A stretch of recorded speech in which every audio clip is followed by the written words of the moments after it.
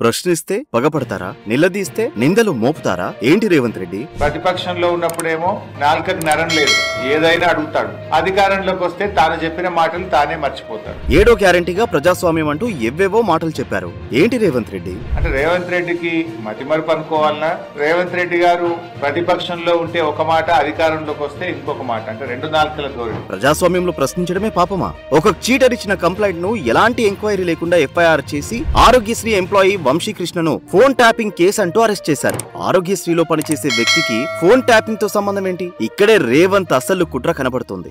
మాజీ మంత్రి హరీష్ రావు గారికి వ్యతిరేకంగా ఎట్టి పరిస్థితిలో వాంగ్మూలం ఇవ్వాలని, లేకపోతే నీ అంతు చూస్తానని, నరకం చూపిస్తానని కూడా అన్నారని డీసీపీ గారు అన్నారని. రిమాండ్ లో ఉన్న వంశీకృష్ణను హరీష్ రావు పేరు చెప్పాలని, లేకుంటే నరకం చూపిస్తాం, 3rd డిగ్రీ ఇష్టం అంటూ పోలీసు ఉన్నతాధికారులే భయభ్రాంతులకు గురి చేస్తుంటే రాష్ట్రంలో ప్రజాస్వామ్యం ఎటుపోతుంది? హరీష్ రావు అంటే మరీ ఇంత కక్ష ఎందుకు?